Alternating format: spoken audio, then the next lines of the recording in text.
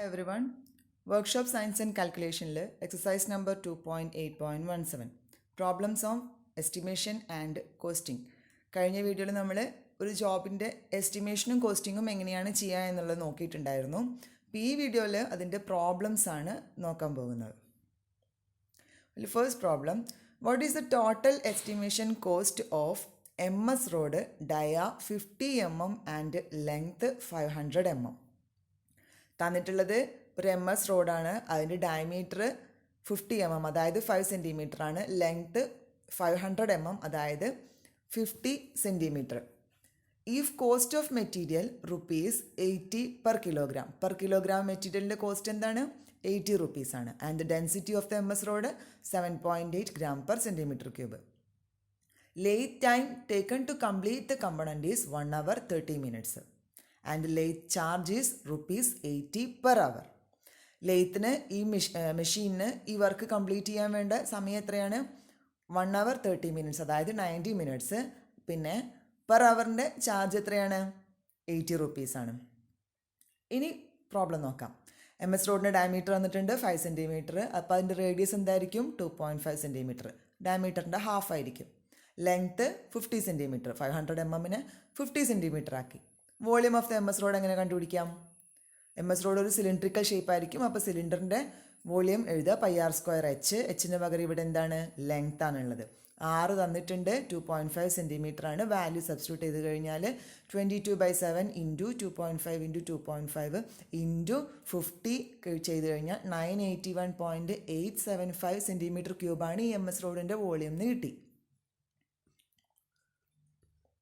ഇനി weight of the MS road എങ്ങനെ കാണും? ഡെൻസിറ്റി തന്നിട്ടുണ്ട്. അതുകൊണ്ട് വോളിയം ഇൻറ്റു ഡെൻസിറ്റി ചെയ്ത് കഴിഞ്ഞാൽ MS റോഡിൻ്റെ വെയിറ്റ് കിട്ടും. MS റോഡിൻ്റെ വെയിറ്റ് ടോട്ടൽ നമുക്ക് എന്ത് കിട്ടി? 981.875. അതിൻ്റെ വോളിയം ഇൻറ്റു 7.8 ഡെൻസിറ്റി മൾട്ടിപ്ലൈ ചെയ്തപ്പം 7.659 കിലോഗ്രാം ആണ് ടോട്ടൽ വെയിറ്റ് എന്ന് കിട്ടി. കോസ്റ്റ് ഓഫ് ദ മെറ്റീരിയൽ എങ്ങനെയായിരുന്നു? പെർ കിലോഗ്രാമിന് 80 rupees ആയിരുന്നു. അപ്പോൾ 7.659 കിലോഗ്രാമിന് എത്ര റുപ്പീസ് ആയിരിക്കും? ഇൻറ്റു 80 ചെയ്താൽ ₹612.72 ആണ് എന്ന് കിട്ടി. ഇനി weight of the MS rod നമുക്ക് എത്രയാണ്? 7.659 കിലോഗ്രാം. കോസ്റ്റ് ഓഫ് ദ മെറ്റീരിയലിൻ്റെ MS റോഡിൻ്റെ കോസ്റ്റ് ഓഫ് ദ മെറ്റീരിയൽ നമുക്ക് എത്ര കിട്ടി? 612.72 rupees എന്ന് കിട്ടി. ഇനി മെഷീനിങ് കോസ്റ്റ് കാണണം.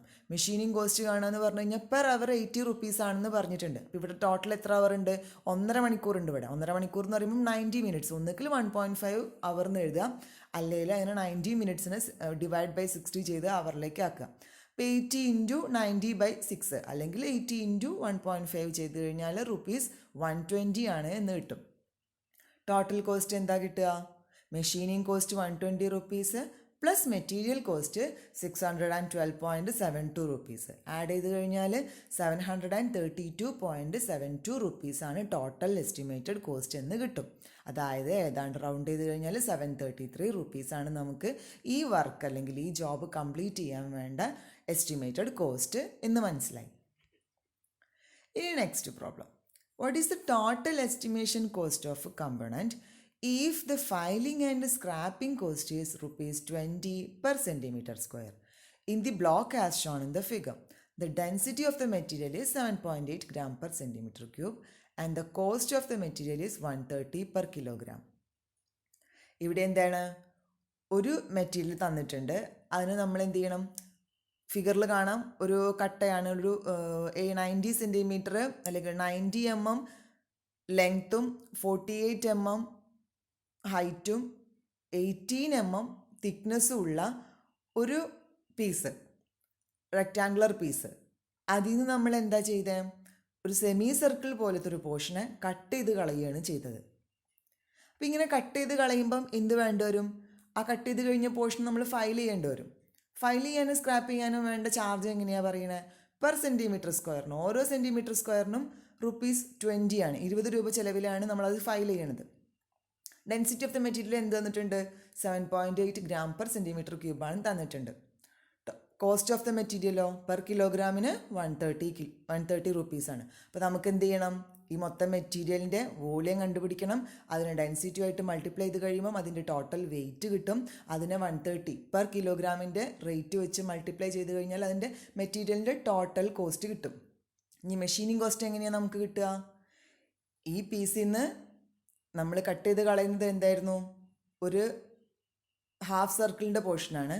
ഈ ഹാഫ് സർക്കിളിൻ്റെ പോർഷൻ കട്ട് ചെയ്ത് കഴിഞ്ഞാൽ അതിൻ്റെ ഫയലിങ്ങിനും സ്ക്രാപ്പിങ്ങിനും വേണ്ട ചാർജ്. അപ്പം കട്ട് ചെയ്ത് കളഞ്ഞ പോർഷൻ്റെ ടോട്ടൽ ഏരിയ കാണണം. അത് വെച്ചിട്ട് പെർ ഏരിയ 20 രൂപ ഉള്ളത് മൾട്ടിപ്ലൈ ചെയ്ത് കൊടുത്തു കഴിഞ്ഞാൽ നമുക്ക് എന്ത് കിട്ടും? ഫയൽ ചെയ്യാനും സ്ക്രാപ്പ് ചെയ്യാനും വേണ്ട ടോട്ടൽ കോസ്റ്റ് കിട്ടും. അങ്ങനെ ഈ പ്രോബ്ലം ചെയ്ത് നോക്കാം. ഫസ്റ്റ് വൺ, MS-ൻ്റെ ബ്ലോക്ക് സൈസ്. MS എന്ന് പറയുമ്പോൾ മൈൽഡ് സ്റ്റീലാണ്. മൈൽഡ് സ്റ്റീൽ ബ്ലോക്കിൻ്റെ സൈസ് എങ്ങനെയായിരുന്നു? 9/4.8 ഇൻറ്റു 1.8 സെൻറ്റിമീറ്റർ, അതായത് 77.76 സെൻറ്റിമീറ്റർ ക്യൂബാണ് അതിൻ്റെ വോളിയം എന്ന് കിട്ടി. Volume of the block 9 into 4.8 into 1.8 centimetre cube. 9/4.8/1.8ൻ്റെ ഒരു ബ്ലോക്കാണ് നമ്മുടെ കയ്യിലുള്ളത്. അതിൻ്റെ വോളിയം 77.76 സെൻറ്റിമീറ്റർ ക്യൂബാണെന്ന് കിട്ടി. ഇനി വോളിയം ഓഫ് ദ ഹാഫ് സർക്കിളോ? മേലേന്ന് കട്ട് ചെയ്ത് കളഞ്ഞ ഹാഫ് സർക്കിളിൻ്റെ വോളിയം കണ്ടുപിടിക്കണ്ടേ? അതെന്തായിരുന്നു? സെമി സർക്കിളായിരുന്നു. അപ്പോൾ ആദ്യം ഏരിയ ഇൻറ്റു അതിൻ്റെ തിക്നെസ് ചെയ്ത് കഴിഞ്ഞാൽ നമുക്ക് എന്ത് കിട്ടും? വോളിയം കിട്ടും. ഇവിടെ ഏരിയ എന്തായിരിക്കും?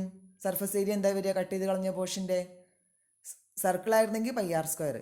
സർക്കിളിൻ്റെ ഹാഫ് ആയതുകൊണ്ട് πr²/2 ചെയ്തു, ഇൻറ്റു അതിൻ്റെ തിക്നെസ് 1.8 സെൻറ്റിമീറ്റർ.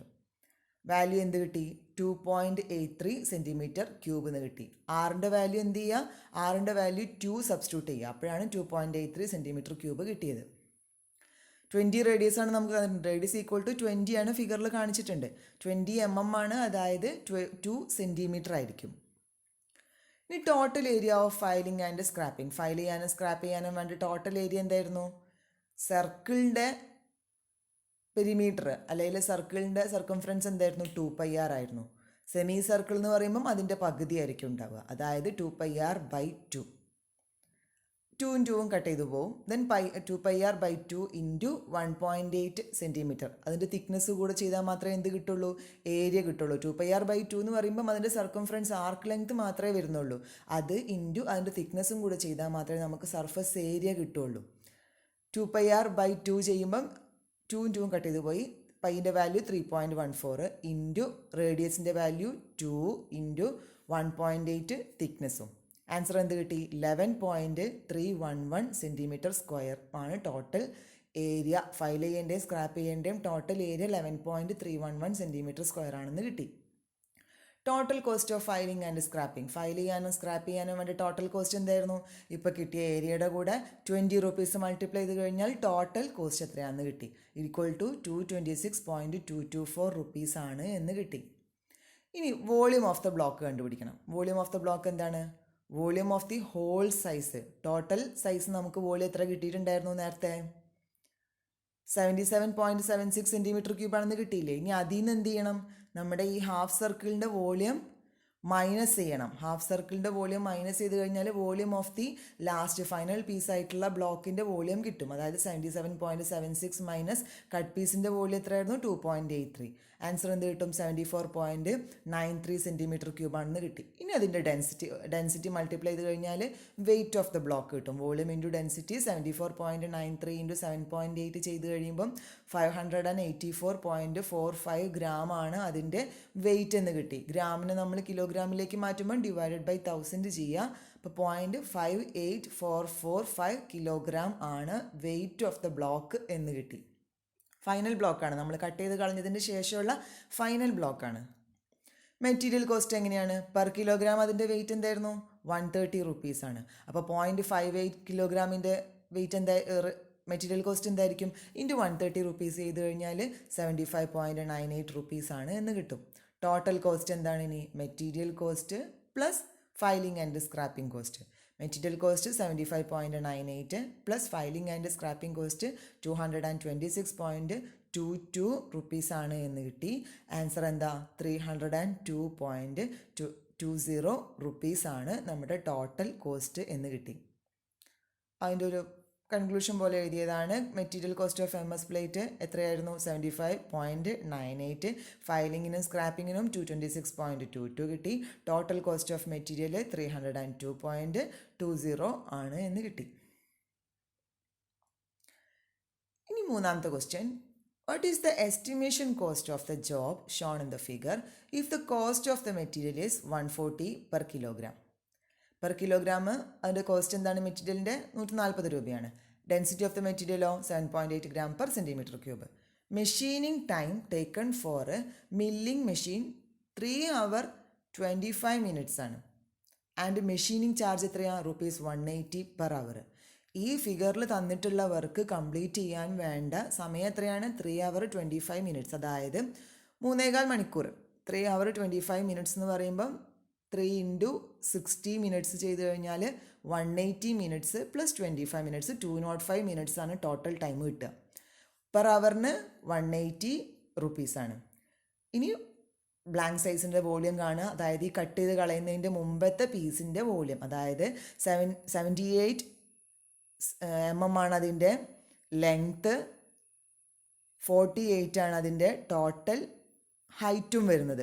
വിഡ്ത്ത് വരുന്നത് 10 mm ആണ് സൈഡിൽ കാണിച്ചിട്ടുണ്ട്. ഇനി എമ്മിനെ എല്ലാം നമ്മൾ എന്ത് ചെയ്യാം?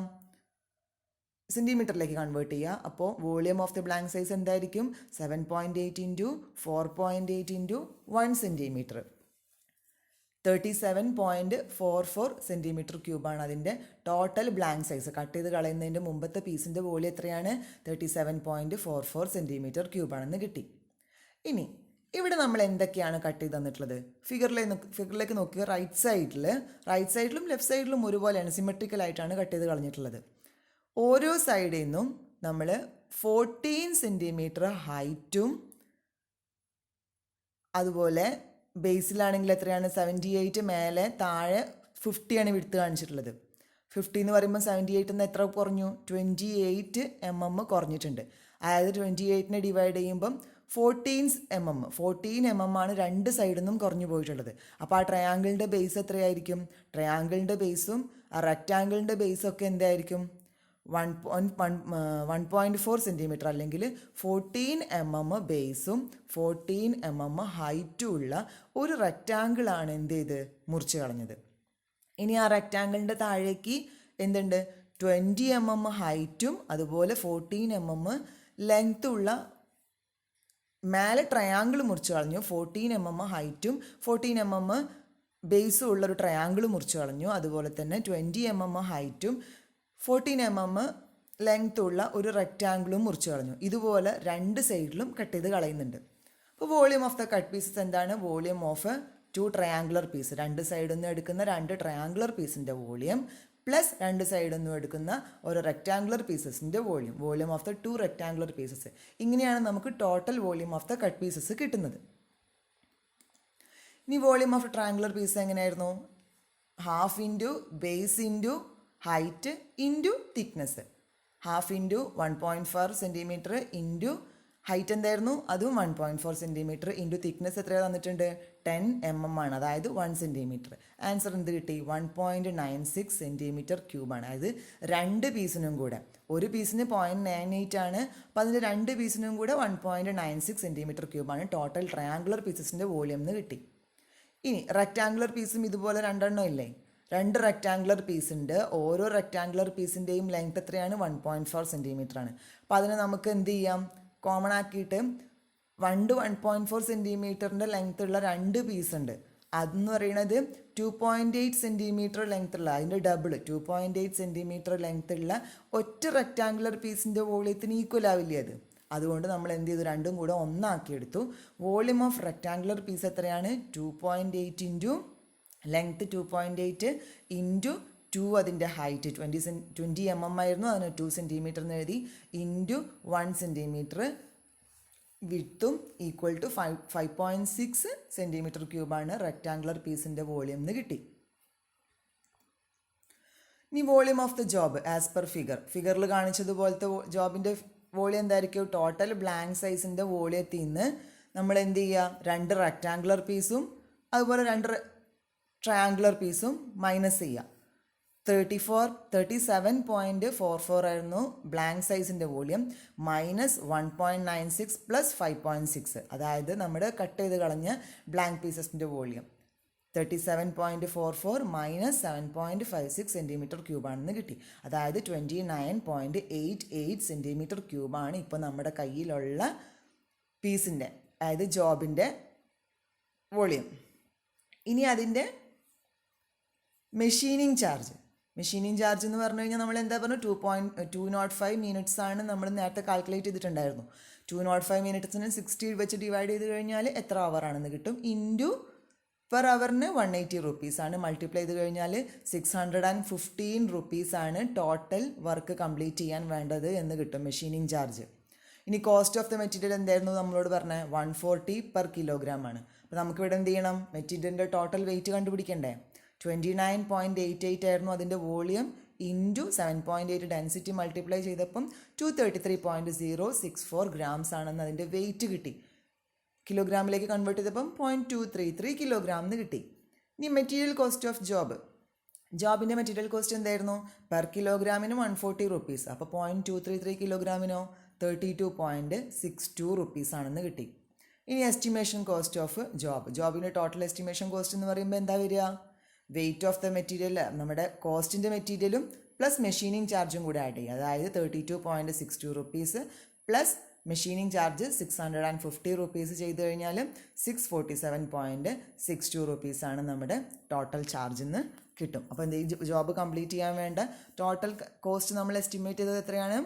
647.62 റുപ്പീസ്. അപ്പോൾ ഇതുപോലെ ഏതൊരു വർക്ക് കിട്ടിക്കഴിഞ്ഞാലും അതിൽ എസ്റ്റിമേറ്റ് ചെയ്യുന്ന കോസ്റ്റിൽ ഏതൊക്കെ വരും?